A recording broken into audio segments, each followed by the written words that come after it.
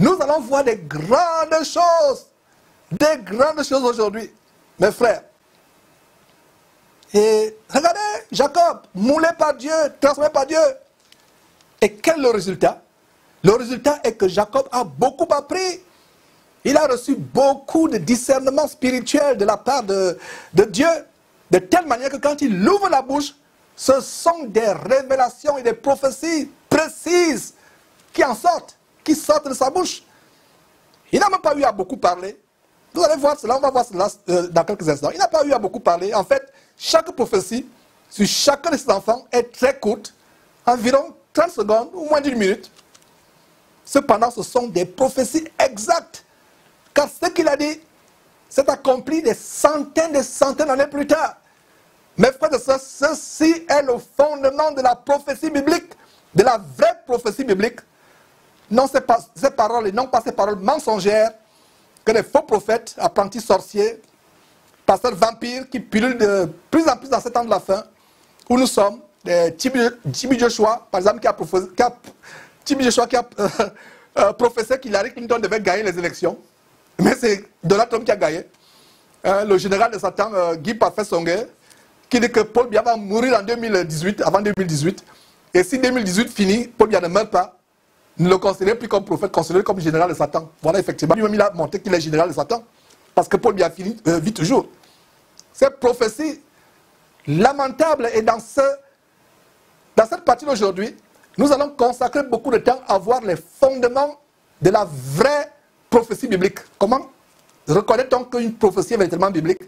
Et comment faire pour prophétiser bibliquement selon Dieu? Nous commençons à introduire les enseignements sur la prophétie. La prophétie, c'est un des 9 dons de manifestation. Les 9 dons de manifestation qui sont possibles, disponibles pour les chrétiens. Et elles sont énumérées, ces dons sont énumérés en 1 Corinthiens chapitre 12, à partir du verset 7 au verset 11. Il y a 9. Le paralangue avec interprétation, la prophétie, la parole de connaissance, la parole de sagesse, le discernement des esprits, ça fait déjà 6 que j'ai énuméré. Ensuite, il y a la guérison, la foi et l'opération des miracles. Voilà, 9 manifestations du Saint-Esprit. 1 Corinthiens chapitre 7, verset... 1 Corinthiens, pas chapitre 7, 1 Corinthiens chapitre 12, verset 7 à 11, 9 manifestations, je reprends. Le paralangue avec interprétation, prophétie, et on va voir les fondements de la prophétie biblique. Donc, paralangue avec interprétation, prophétie, le discernement des esprits, parole de connaissance, parole de sagesse, foi, miracle, guérison. Et cela est disponible pour les chrétiens. Et nous n'opérons pas ces manifestations pour nous vanter plus tard. On dit, ah, je suis le grand prophète des nations. Et Dieu ne donnera pas ces prophéties ou ces dons aux chrétiens qui vont les utiliser pour se faire voir, pour se faire passer pour Dieu dans la vie des autres chrétiens, pour se vanter. N'oubliez pas en 1 Corinthiens chapitre 13 que la charité ne se vante point. Et regardez comment, au chapitre 12 de 1 Corinthiens, Dieu énumère les 9 manifestations du Saint-Esprit. Et le chapitre qui suit, il nous rappelle que faites attention. Vous pouvez avoir ces prophéties, vous pouvez chasser les démons, faire des miracles, faire des grandes choses, mais s'il n'y a pas l'amour dans votre cœur, l'amour authentique, cela ne vous sert à rien. Et un des aspects de l'amour, c'est que vous ne vous vantez pas. Vous ne vous vantez pas les dons de Dieu que vous recevez. Et pire encore, non seulement certains s'en vantent, ils les mettent au marché, ils les mettent sur les étals. Avant de prier pour toi, il faut que tu payes. Regardez comment Jacob dit que ses enfants seront considérés comme mes propres enfants. Et cela s'est accompli plus tard, comme on va voir par la suite. Quelle précision, mes frères, historique. Quelle exactitude biblique de la prophétie de Jacob. Voilà les bases de la prophétie biblique. Elle s'accomplit. Une prophétie ne s'accomplit pas. Votre prophète est un menteur. Fuyez-le comme la mort. Fuyez-le comme la mort. C'est un menteur. Honte à lui de prophétiser de telles choses. Dieu ne le connaît pas. Il ne connaît pas Dieu. Donc, les 10 tribus d'Israël, plus les 2 enfants de Jacob, qui sont devenus les enfants de Jacob en fait, mais qui étaient au départ les enfants de Joseph, Ephraim et Manassé, ça fait 12 au total.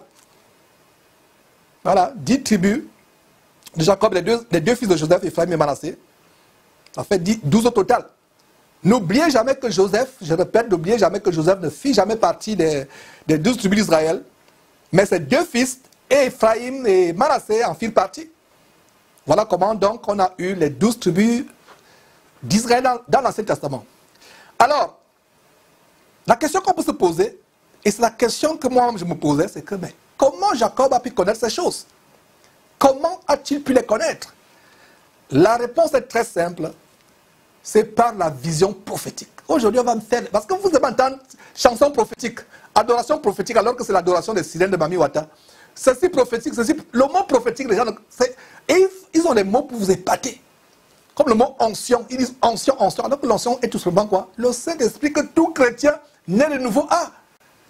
Ils utilisent des mots dimension, des mots pour vous occulter, pour vous épater.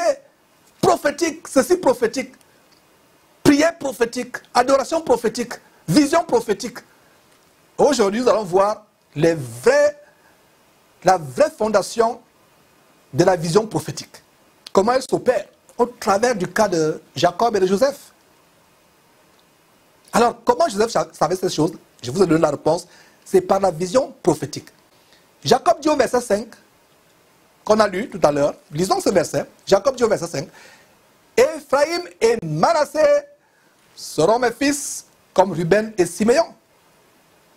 Donc, Ephraïm et Manassé vont faire partie de ma famille. En d'autres termes, Jacob a que le dire en d'autres termes, Ephraïm et Manassé feront partie de ma famille. Ils ne seront pas mes petits-fils, mais mes fils au même titre que Ruben, Siméon et les autres. Et c'est exactement ce qui se passa plus tard.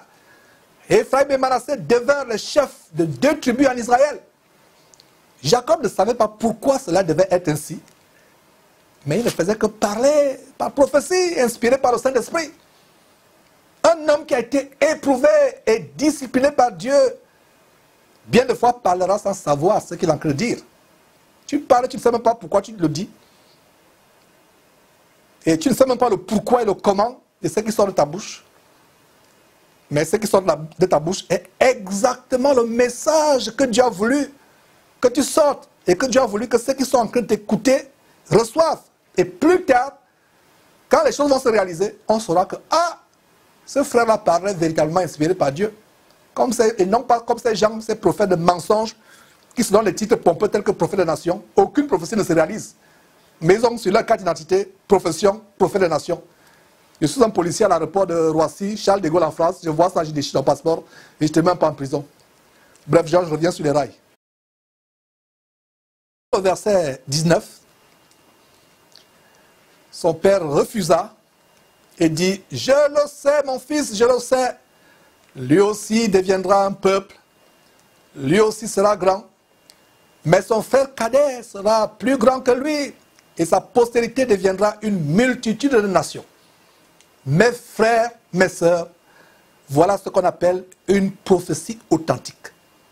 Ce n'est pas prophétiser la bénédiction à celui qui vous apporte du bon gibier, comme Isaac voulait le faire au sujet d'Ésaü. Ce n'est pas prophétiser les grandes choses pour celui ou pour celle qui vous donne de plus grosses enveloppes d'argent. Ce n'est pas prédire un futur brillant au plus grand dimeur de ton épicerie évangélique que tu appelles l'église. Voici la prophétie authentique. Jacob ou Israël a été brisé et façonné dans le moulin de Dieu. Il ne se soucie pas du bon gibier ou des choses matérielles, comme ce fut le cas avec son père, Isaac. Jacob agit, il prophétise selon que Dieu le conduit. Il dit à son fils Joseph, il dit à son fils Joseph, je sais ce que je fais. Il n'y a plus de partialité. Mes frères, regardez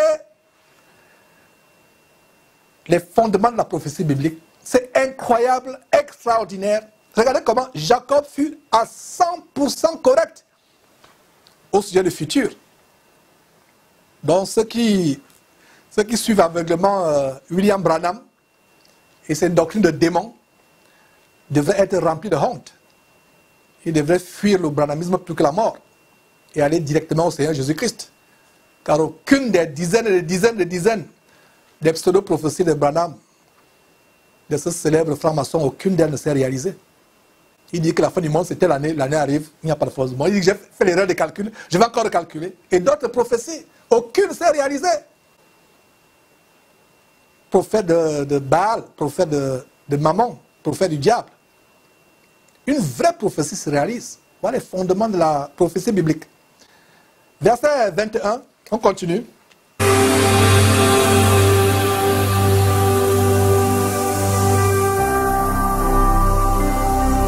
Jésus-Christ TV, vous connaîtrez la vérité et la vérité vous affranchira.